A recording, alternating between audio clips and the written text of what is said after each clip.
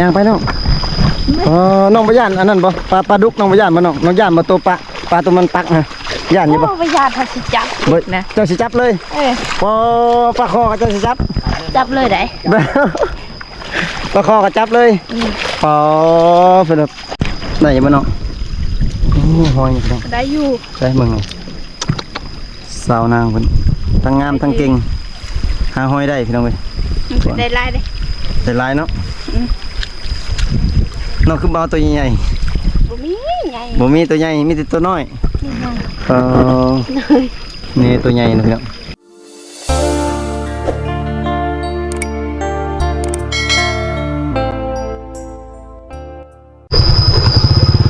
สบายดีพ่อแม่พี่น้องเนาะEPนี้ก็ต่อจากคลิปที่น้องๆสาวนางเพิ่นพาไปซ่อนปลาเนาะพี่น้องเนาะแต่ว่าบ่ได้เนาะพี่น้องแต่ว่าน้องๆเพิ่นพาไปซ่อนพาไปเก็บหอยอีกเนาะน้องเพิ่นพาไปเก็บหอยอีกหน่อยเนาะเป็นจะได้ก็ไปติดตามมาชมกันอยู่ที่น้องนั่นแหละพี่น้องน้องเพิ่นสิไปงมหอยไปจักหอยน้อยไปจักหอยใหญ่แล้วเพิ่นสิเอาพี่น้องเอ้ยสิเอาหอยน้อยหรือหอยใหญ่สาวนางสิเอาหอยน้อยหรือเอาหอยใหญ่เอาไปเลยโอ้พี่น้องไปติดตามมาชมกันพี่น้องเอ้ยเส้นทางยากอันนี้พี่น้องเอ้ยเส้นทางโหดอันนี้พี่น้องเอ้ยสาวนางพาบ่าวผู้ไทยกับบ่าวหล่าไปสอนพี่น้องเส้นทางสุดโหดเลย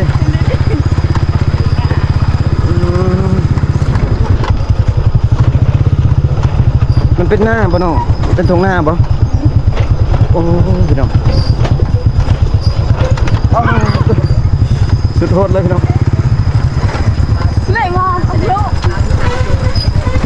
โอ้ยเฮ้ย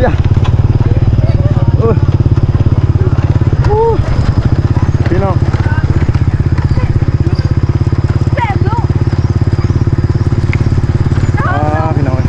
น้องเป็นพามาเก็บหอยเนาะก็เป็นทงหน้าเขาเจ้าพี่น้องเป็นทงหน้าเขาเจ้านะพี่น้องหน้าอยู่บ้านน้องปะนี่โอ้เขางามเนาะเขางามเนาะอันนี้เป็นทงหน้าเนาะจอดนี่ก็ได้ดิ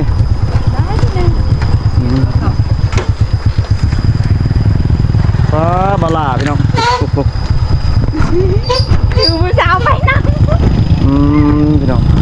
อยู่ไสน้องสิพาไปเก็บหอยอยู่ไสน้องอยู่นะฮะอยู่นะน้องสิเอาหอยยังเลยหอยปลากวางหอยปลากวางพี่น้องสาวนางสิพาบ่าวผู้ไทยไปเก็บหอยปลากวางพี่น้องพี่น้องไปรอรุ่นน้ำกันพี่น้องเลยพี่น้องเคยมาเก็บยินดีตลอดบ่น้องฮะไปนะก็ไปมื้อนี้โอ้พี่น้องอันนี้เที่ยงหน้าวันนี้น้องเที่ยงหน้าพี่น้องอยู่ไสคือบ่ลงไปเก็บเดี๋ยวตอนลงไปเก็บไปถ้าบ่ได้ห้อยมื้อนี้สิจับคนเมื่อได้ทุกคนตอนลงไปเก็บไปได้สาวนางคำบ่ได้ห้อยสิจับเจ้าเมื่อได้บ่นี้ไปทงหน้าพี่น้องลงไปเบิ่งน้องๆมันเก็บหอยพี่น้อง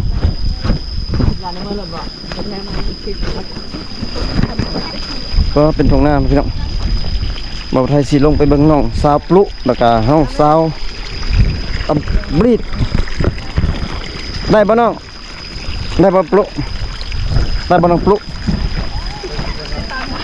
ฮะพี่น้องเอ้ยคลิปนี้กับบ่าวไทยต่อจากคลิปที่บ่าวไทยโอ้ได้หอยเนาะได้เลยบ่ได้เลยหอยใหญ่แท้ได้ๆนะหอยพี่จับหอยเก่งแท้ให้จับน้ำแน่จับหอยน้ำแน่ได้บ่ได้จับหอยจับน้ำเลยพี่น้องจับหอยก่อนทุกคนเลยหอยลายลิ้นพี่น้องหอยทุกคนหอยยังนี่น้องก็บอกคุณพี่น้องจ้ะลิ้นหอยยังล่ะบ้านนอกเอิ้นหอยยังหอยปลากว้างบ่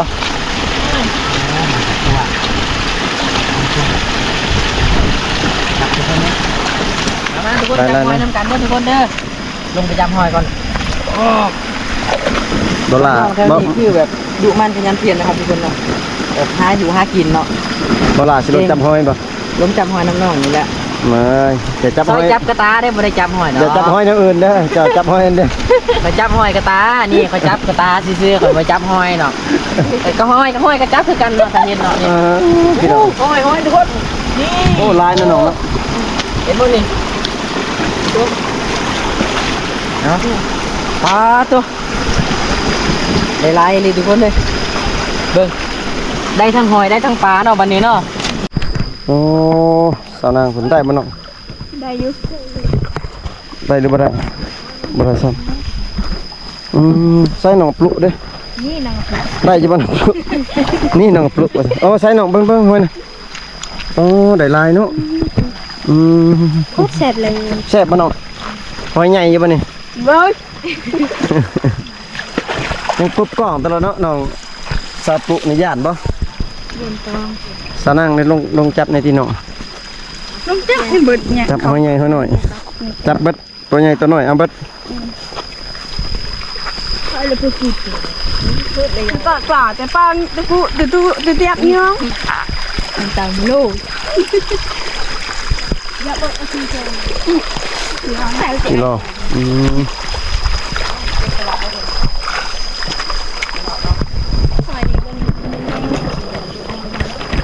ชิน้องมาเก็บนี่ตลอดบ่ชิน้องน้องเคยมาเก็บบ่บ่น้องคืออาหารชิน้องอยู่บ้านชิน้องนี่มีแต่หา ได้ หากินเนาะแม่นบ่แม่นบ่น้อง ฟังว่าจูเลยค่ะนะก็ตั้งไปจะแต่งอะไร ฮะ ก็เก่งห้อยจูเลย นั่นนั่นบ่ไอ้บ่ฮู้เด้ ตัวจุดแต่อ้าวยิ้มปากจุดเคยไม่ซื้อ น้ำเปล่าเก็บปลาเนาะพี่น้องเก็บ มี หอย ปีกอยู่บ่คณะผู้ใดเด้เนาะ น้องอับลิดนี่ถ้าบ่ได้เป็นเมียนี่ถือว่าโชคดีเลย ไอ้ที่มาที่นะคือเพราะเงา ทางใด กินนี่แหละ เครียด เอ้ยเพื่อทำนะนะ เดี๋ยวลายบ่เบิ่งเนาะก็เดี๋ยวลายเนาะก็สาวเพิ่น สีสาวนะทุกคน มีแต่ แต่มานำกันมีแต่ซองบาวเนาะ มีแต่ผู้งาม บ้านนี้เสร็จได้ไว้บ่มื้อนี้ สิไว้บ่บัดนี้นะเมื่อก่อนสินับเบิ่งผู้ใดสิถึก4เด้อนี่ผู้ใดนับ1 2 3 4 คนใด สิรับถึก 1 2 3 4นับมาเท่าไหร่ก็ถึก4สิรับอีกเลยโอ้พี่น้องแต่เฮานี่ผู้ใดสิถึก4เขา1 2 3 4โอ้เจ้าสิรับ4 4ค่อยนับ1 2 3 4อันค่อยนำก็เป็นค่อยแล้วเนาะน้องเนาะ ได้หอยใหญ่ ใหญ่ครับแน่ๆเนาะ สันติหอยใหญ่น่ะ นี่บ่อันนี้บ่หอยปลากว้างนะโอ้แม่น หอยใหญ่พี่น้อง เราอย่างเดียวเลยทุกคน อันนี้ อย่า เป็นตร ด่าง หน้า เรา เนาะพี่น้อง ถ้าด่าเราก็สิคือเก่าเนาะ นี่ยังใส่เห็ดน้องมักเห็ดบ่น้องมักเห็ดบ่ใส่เห็ดนะ มักเดา ใส่เอาเห็ดยังนี่โอ้เห็ดขาวตินี่อ๋อเห็ด ได้ ไผกินบ่ได้เห็ดนี่กินได้ติ ได้นะ ไผเห็ดกินบ่ได้อีกว่าไป ขามันสูง บ่ได้เนาะเห็ดนี่เพิ่นว่าน้องคนมักเห็ดเพิ่นว่าน้องริ้วก็มักเห็ดอยู่บ่ น้องบ่มักบ่เห็ดขาวเห็ดซีน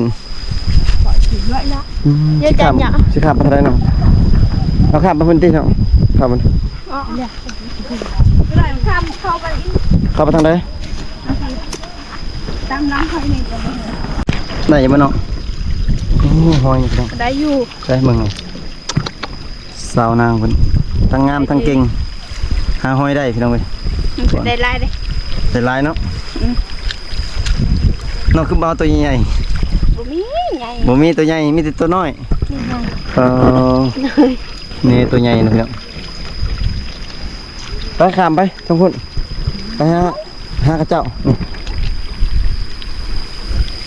ข้ามมาพี่น้อง ไปก่อนลูก มาพี่เลย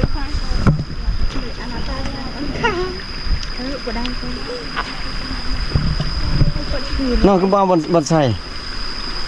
เ เอิ้นนั่นเรดไปไหน น้องค่ะโอ้กว้างแห้งเลยพี่น้องเว้ยทงหน้ากว้างแห้งพี่น้องฮะกลัวแล้วนี่ ม้วนขนาด เป็นไงได้อยู่ปะ ม้วน ม่วนอยู่ปะเจ้า เอ้ย ปลาบลาถึกใจเป็นหนึ่งยัดเลยยัดเลยยัดเลย กันเจ้ายาค่อยกันเลยกันสิลงคือกัน โอ้เอาสดเด็ดเด็ดหากันน้องๆเป็นสิหาเก็บห้อยนะพี่น้องก็นำเลิกแห้งพี่น้องตามตรงนี้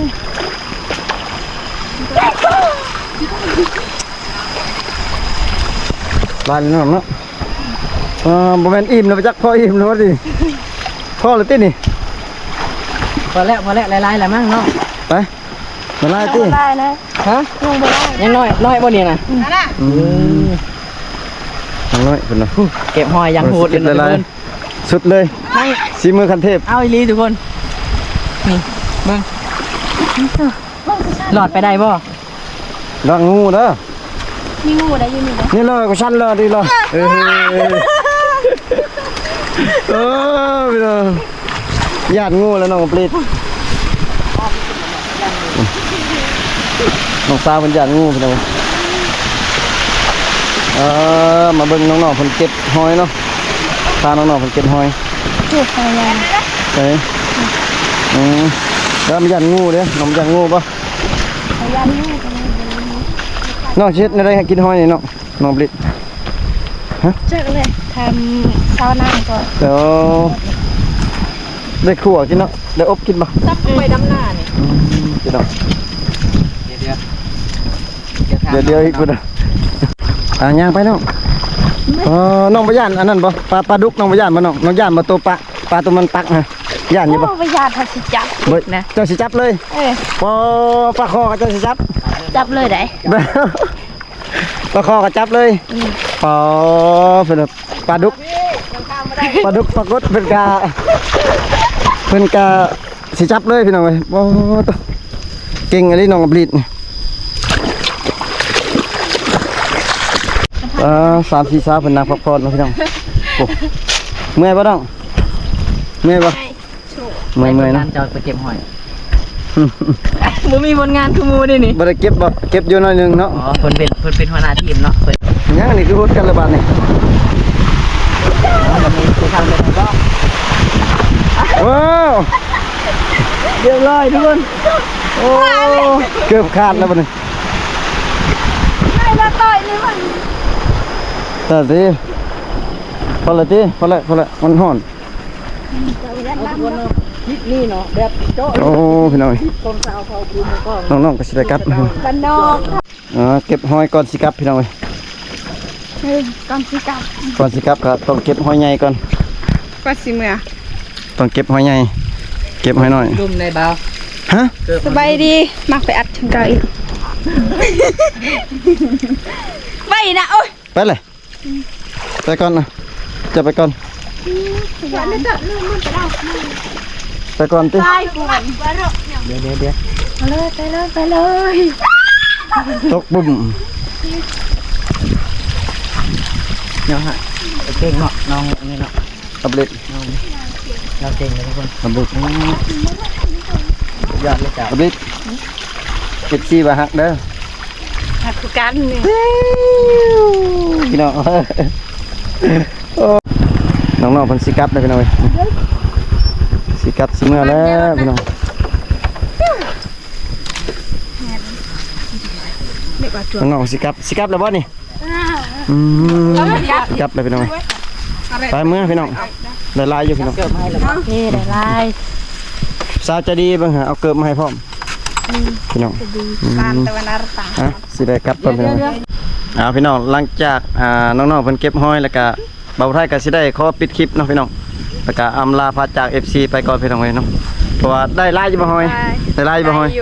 พอกิน ได้ลายอยู่เนาะพี่น้องก็คลิปนี้เบาไทยก็สิขอปิดคลิปเลยเนาะพี่น้องบ๊ายบาย FC นะ